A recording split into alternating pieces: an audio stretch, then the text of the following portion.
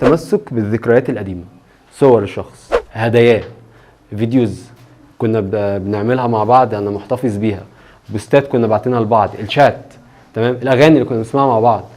لو عايز تمسح اي شخص من حياتك، شيل اي حاجه ممكن تفكرك بيه من قدامك. دي كده بوينت نمبر 1، حطيها كده عندك في الاوضه كده. ايه؟ حتى لو مش بنشوفها، عشان هيجي علينا وقت ونشوفها. اصلا انت محتفظه بيها ليه؟ فانا عايز اتعافى، فالمفروض ان انا انسحب من كل الحاجات دي، اشيل كل الحاجات دي من قدامي، والاحسن ان انا اشيلها. احتفظ بالجزء الجميل ده، انما ما انا هحتفظ بالجزء الجميل ده، انا مش هتعافى كده، لان انا مخي بيفرز هرمونات مع الوقت. على الاقل نخفيها من قدامنا لغايه لما نتعافى، تمام، بس ما احطهاش. على فكره لما تمسحيها وانت متضايقه احسن من لما تمسحيها وانت مش متضايقه، لان انت لا طبعا هتندمي، بس القرار اصلا في حد ذاته صح، بعد كده مش هتندمي. لكن انت ممكن اصلا تفضلي اسيره كده وما تعرفيش تمسحي. انا لسه بس الاذان عايزه تقول لك ده شخصيه سامه. معنى كلمه ده شخصيه سامه اللي هي بتقولها لك دي عليها تاثير اصلا على مخك كبير جدا، اللي هو انت بتشوفي الشخص ده مرفوض، لان الناس كتير جدا عارفه ان الشخصيات السامه دي ملهاش علاج. طبعا ده بسبب كلام السوشيال ميديا وبسبب كلام البوستات اللي بتنزل وبتاع والكلام ده. فحته ان انا اوسم العلاقه ان دي شخصيه سامه، او اشخص شخص ان هو شخصيه سامه او شخصيه نرجسيه، انا كده بعمل لعقلي عمليه رفض للشخص اساسا، حتى لو الشخص ده كويس. ناس كتير جدا بتيجي بيكون عندها مشاكل في علاقاتها كتير جدا، حاجات صغيره كده بنقولها لهم بيمشوا عليها بتبقى حياتهم حلوه، ودي شايفاها شخصيه سامه، وهو شايفها شخصيه سامه، والاثنين اصلا مش شخصيات سامه. شخصيه سامه دي اصلا شخصيه عندها اضطراب في الشخصيه، ايا كان بقى سيكوباتي، نرجسي، ايا كان الشخصيه بتاعته، تمام، بس هو عنده اضطراب في الشخصيه، فبيأذي الناس اللي حواليه، بيأذيهم، بيشرحهم نفسيا. في ناس على فكره بتنتحر بسبب ان هي مع واحد نرجسي، بس نرجسي. في ناس بتنتحر بسبب ان هي مع واحد سام، تمام. فمعنى ان انا اقول ان العلاقه دي علاقه سامه، ما ينفعش انا اللي اقول كده اساسا، لازم متخصص اللي يقول كده، لازم حد يكون دارس عارف يعني ايه شخصيه سامه. لان احنا لو دورنا علينا كلنا هنلاقي كلنا فينا من الصفات النرجسيه، كلنا بلا استثناء. اي انسان في الدنيا ليه من الصفات النرجسيه. بس الفكره كلها ان الشخص ده مش بيأذي اللي حواليه. وانس ان انا تحولت لشخص مؤذي، فانا كده بقى عندي اضطراب في الشخصيه النرجسيه بقى، اللي هو لازم طبعا النرجسي طبعا مش بيعترف. يعني النرجسي لو اعترف ان هو نرجسي ما يبقاش نرجسي اساسا، بس هو مش بيعترف ان هو نرجسي. النرجسي علاجه في ان هو يعترف انه نرجسي. لو قلت لشخص نرجسي ان هو نرجسي انت هتخسريه، مش تبقى عارف. ما فيش حد اصلا، يعني اوعي تشوفي شخص نرجسي وحد كده يجي دكتور نفسي يقول لك ده نرجسي وتقول له انت نرجسي في وشه، انت هتخسريه.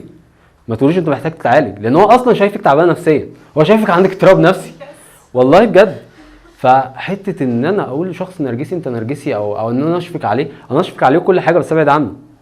يعني مش عيب خالص، انت جميل يا عم وزي الفل وحلو جدا، بس نفسك زي ما تقول بنت بتقول هي باباها نرجسي. ما ده بقى بيبقى بالتجنب بقى، ان انا اتجنب معاه النقاشات، اتجنب معاه الكلام، اتجنب معاه الخناق، تمام.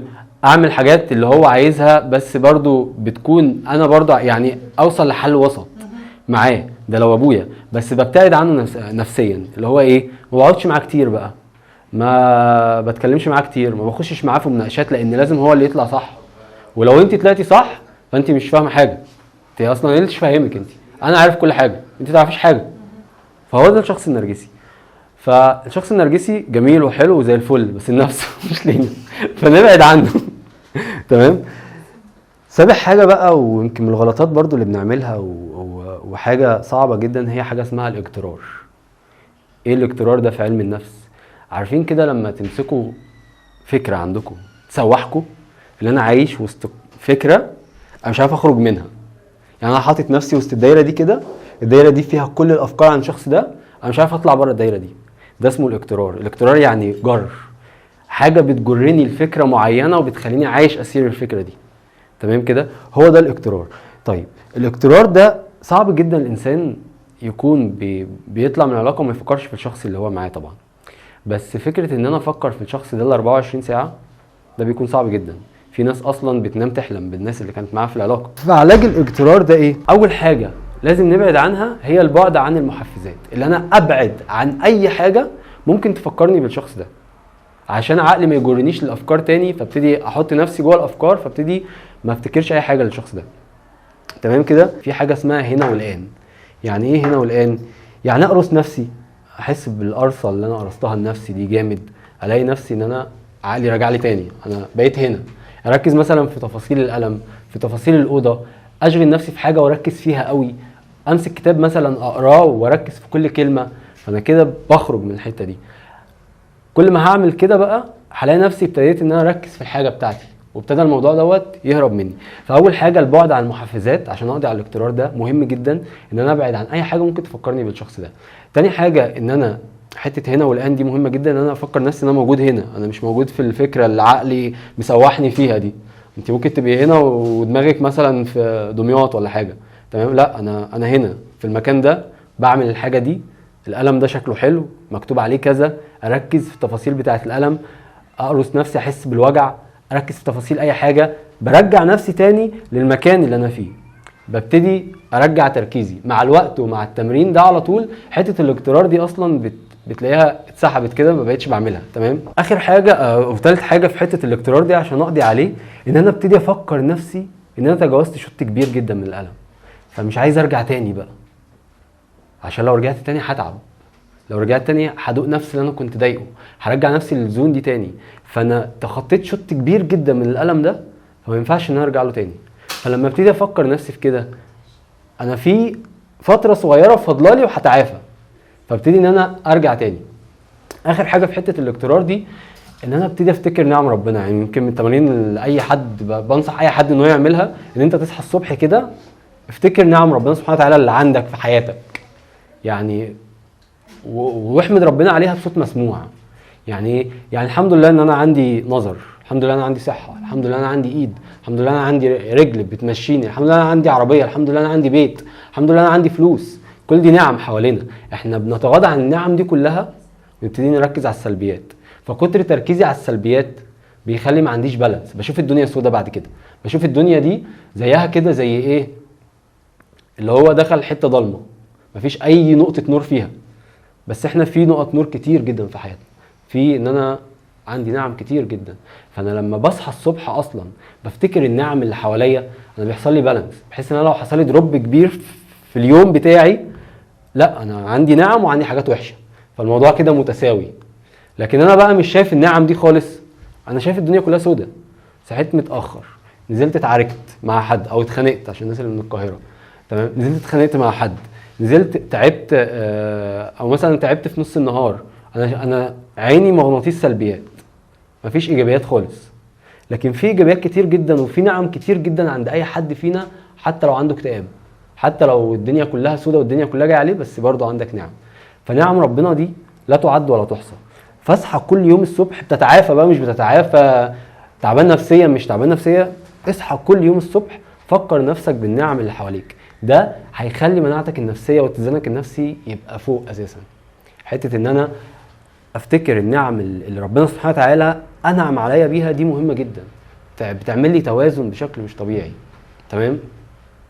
دول كده 7 حاجات، خلينا نعيدهم مع بعض. غلطات بنعملها بترجعنا نقطه الصفر تاني، اللي هو الاغلاق المعرفي. مين كان بيدخل في حته الاغلاق المعرفي دي؟ اللي هو يدخل في الزوم بتاع الاسئله اللي مش لاقي له اجابه ده.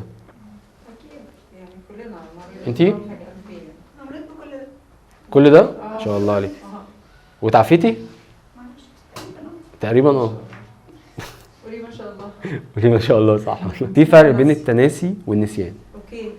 النسيان معناه ان انا الشخص ده مش بفتكره ما اصلا بيجيش على بالي خالص. اوكي تمام. تمام كده، ده كده انا نسيته. لو انا مثلا ايه، جزء كده من حياتي، في بارت كده كبير من حياتي، البارت ده مش موجود دلوقتي وقع خلاص، تمام. فكده انا نسيت. لكن تنسيت ان انا نسيت، بس نسيت الوجع، بس الشخص لسه موجود، الذكريات لسه بفتكرها. بس الفرق ما بين ان انا كنت بفتكر الذكريات دي بحس بوجع، الشخص اللي بيتعافى بيفتكر الذكريات دي بس مش بيحس بوجع. ففي ناس اصلا بتضحك على اللي هي كانت بتعمله، اللي هو انا ازاي كنت بعمل كده، ويضحك بعد ما بيتعافى. تمام. فخلينا تعافيت ونسيت، بلاش تنسيت. ما احنا بنتكلم في حته ان احنا لازم نعمل حته اعاده التقييم السلبيه. كل ما هعمل اعاده التقييم السلبيه دي انا هفتكر الشخص بس هفتكره بسلبياته.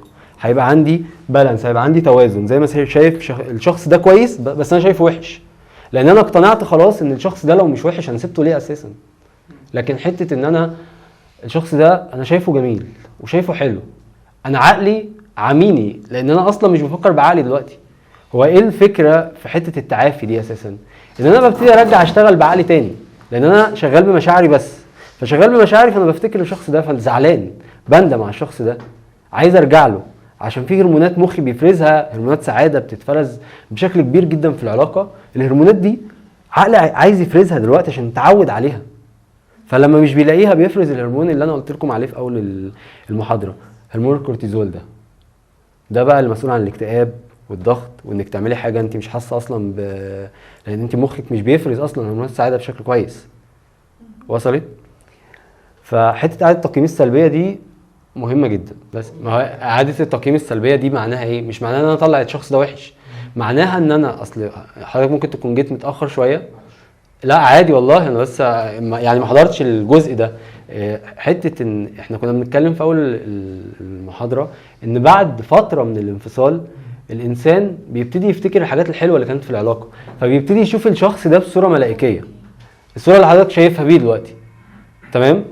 فلما اشوف الشخص ده بصوره ملائكيه انا هزعل اكتر ان انا سبت الشخص ده، واحس بحنين ناحيته، واحس ان انا خسرت حاجات كتير ان الشخص ده سابني. بس انا لو شايف الشخص ده ملاك، هو انا سبته ليه؟ ليه العلاقه انفصلت؟ عارف ايه اللي اسوأ بقى من اللي حضرتك بتقول عليه ده؟ ان انا اكون سبت الشخص واندم عليه، بس اكون انا السبب في الانفصال مش هو. يعني يكون الشخص ده كويس وانا الوحش، وانا حاسس ان انا الوحش وانا فعلا وحش. دي اكتر حاجه بتخلي الشخص يندم، واكتر حاجه بتخلي الشخص يندم على اللي كان معاه في العلاقه اساسا، ان انا كنت وحش. انا لو كنت اتصرفت بشكل احسن من كده، دي المشكله اللي كل الناس بتقع فيها. اللي انا بقول انا مش بحب غصب عني، لا انت بتحب غصب عني. انت بيقول انا بحب غصب عني، لا انت بتحب بمزاجك مش غصب عنك على فكره. بصي لا لا لا على فكره والله العظيم انا بستفيد منكم وانتم بتستفيدوا مني، فكلها افاده، يعني افاده يعني. تمام كده؟ في بني ادم لو جينا كده عملنا، انا احسن واحد بيرسم على فكره، يعني بصوا ده بني ادم. تمام؟ يعني نتخيل ان ده بني ادم، الشخص ده مقرر ان هو ما يدخلش علاقه، مقرر ان هو ما يدخلش علاقه. فانا بعمل ايه؟ انا بقفل باب العلاقه، مش بتعامل مع حد من ناحيه المشاعر، بتعامل مع الناس في حدود. ثانيه واحده، بتعامل مع الناس بس راسم حدود.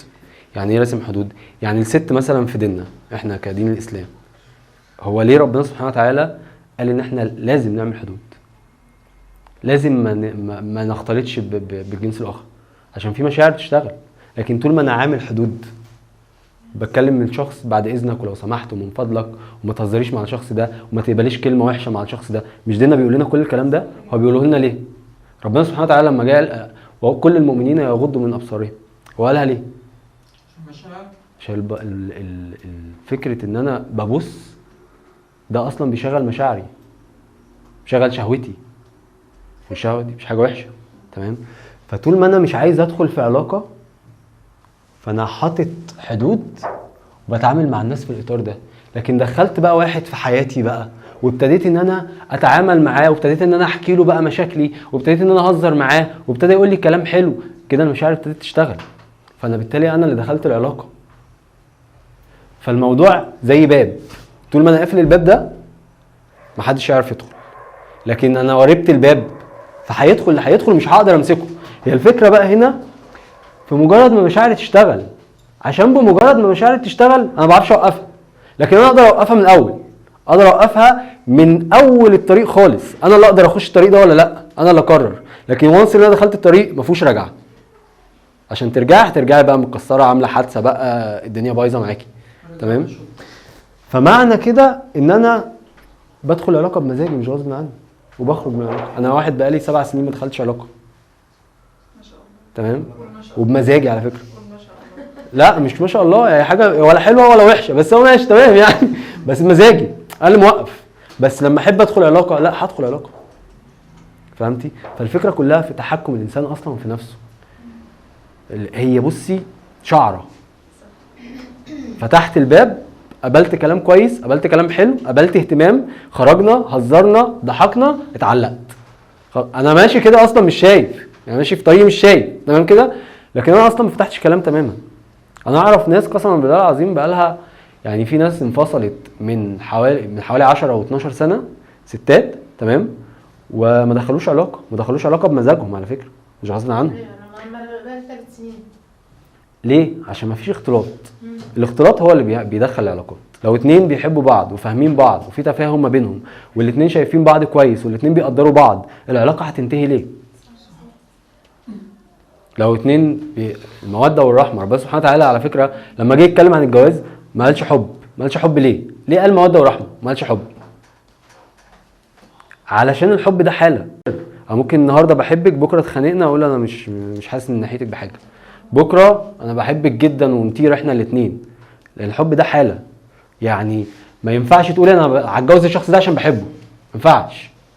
لكن ينفع تقولي هتجوز الشخص ده عشان اخلاقه كويسه، عشان هيعاملني بموده ورحمه. عشان كده ربنا سبحانه وتعالى قال لك موده ورحمه، ما لكيش حب. لان الحب في حد ذاته حاله متغيره. لكن الشخص اللي في قلبه موده ورحمه بيحبك مش بيحبك هيعاملك كويس، بيحبك مش بيحبك هيتقي ربنا فيكي. وزي الحديث احمد اللي هو قال ايه يعني، من جاءكم من ترضون دينه وخلقه فزوجوه. الشخص اللي عنده اخلاق اكيد عنده موده ورحمه. وصلت؟ فهي الفكره كلها في كده. فحته زي ما قلنا بقى، حته التعامل او حته ان انا بدخل في علاقه وبخرج منها ده بمزاجي وغصب عني، بس هو باب. الباب ده اتفتح انا مش هعرف اقفله، لكن طول ما انا قافلاه انا متحكمه فيه. وصلت؟ ما اقتنعتيش ولا اقتنعتي؟ لا مش مقتنعه، مقتنعه جدا، بس انا اللي هو بقى فين البدايه لازم دي تتعالج. يعني انا مشكلتي انها دي لازم تتعالج عندي انا شخصيا. بالظبط كده، بالظبط. يبقى احنا اتكلمنا عن ان احنا ما نكونش صوره ملائكيه عن الشخص ده، واتكلمنا عن اضطراب الشخصيه التجنبيه، تمام، واتكلمنا عن من الغلطات التمسك بالذكريات القديمه، واتكلمنا عن الاقترار. دول 7 حاجات بيخلوني ارجع لنقطه الصفر تاني لو انا بتعافى. يعني ال7 حاجات دول يعني اي حد بيعمل حاجه واحده فيهم ممكن ترجعه لنقطه الصفر.